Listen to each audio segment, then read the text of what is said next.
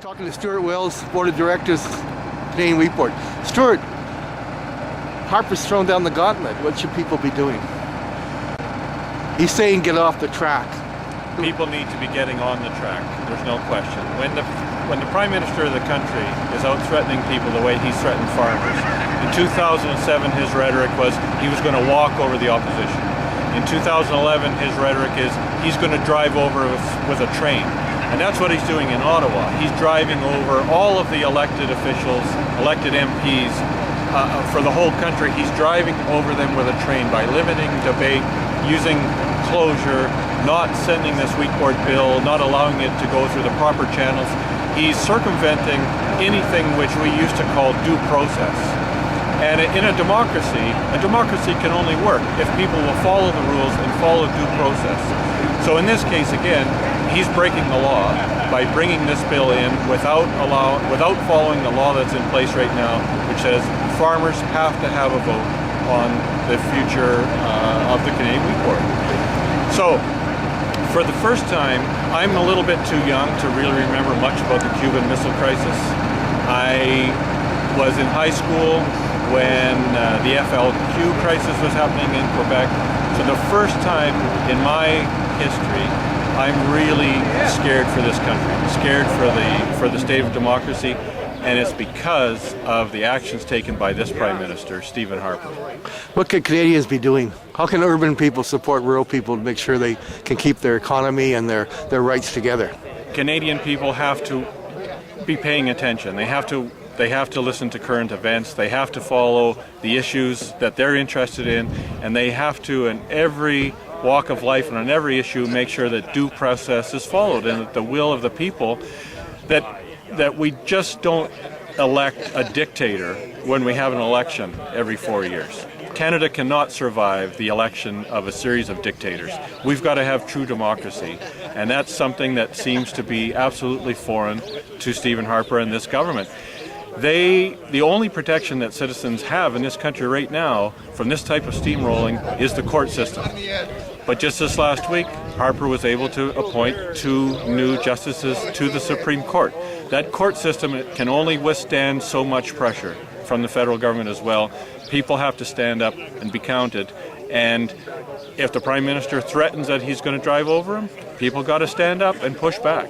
So do you see an urban-rural alliance? Do you see urban people playing a role in trying to roll Mr. Harper back and get some justice in the rural areas? There has to be, whether it's sooner or later. And from my viewpoint as a farmer, I'm asking urban supporters to make it sooner, to find out what the issues are, contact people and organizations that have been following these issues, organizations like the National Farmers Union or the Canadian Wheat Board elected directors.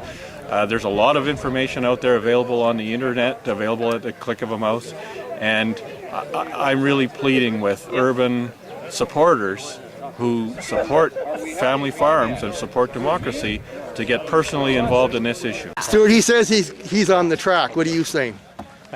I'm saying Canadians, just like me, from all over the country, need to stand up to this government, or there's not going to be any democracy. It's a bolder action than just simply protesting on the street, but we're getting to the point where bold action is what's necessary. So, Do you think there should be more? They're going to need to be more, because I don't think Mr. Harper and Mr. Ritz are going to get the message. They seem to be ignoring the majority of farmers so far, and we're just going to have to keep up the fight and keep on going with it until these guys realize that democracy will not allow them to be steamrolled over. And that's what we're doing here. It's the freight train of Mr. Harper's ways of ignoring farmers' own democratic rights. It has to stop sooner or later. So maybe it's deciding just outside of Colonsay that the movement starts picking up steam. So that's what we're here for. He says to get off the track. What are you saying? It's our track.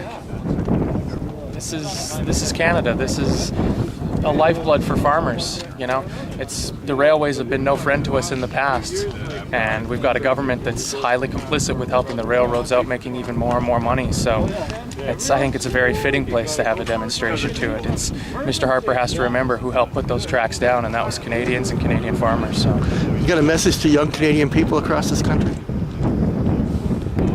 Don't believe the hype. Marketing freedom is a misnomer. It's not free. it's the freedom to choose who you're going to pay. And right now with the wheat board, we get all of our money back.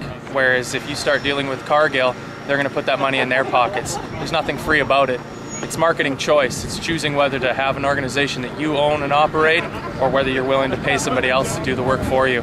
And the wheat board's worked for so long now, I don't see why it needs to change just because of a conservative government's agenda to get rid of any sort of government help to average Canadians. They keep calling the wheat board a monopoly, but who are the real monopolists in this monopoly game that's going on? Well, I mean, the railroads would be a very good start. Canadian farmers have been hostage to the railroads for many, many years. And ever since we lost the crow rate, it's just gotten even worse and worse. And we need the Canadian Wheat Board to stand up to the railroads to get farmers a decent price on their freight. Because without it, we're going to be... How important was today to be here at the tracks outside of Colonsay? Well, it was important for me. It's an important expression of we've had it. We've had enough. This process that's happening where Harper is running his train over us is not to our liking. And how do you think Canadians can work with farmers to change this one around? I think that Canadians had better see this is going to happen in different spheres and it's going to affect them too. This is dictatorship. I think Canadians have to speak to their MPs and say this is not right.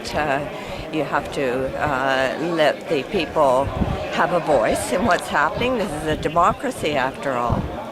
There's a whole worry about food sovereignty. Like if the wheat board goes and you have these large international grain companies, do you see that as a possibility that Canadians are going to lose their control over food? Absolutely. And the price will go through the roof, the quality down.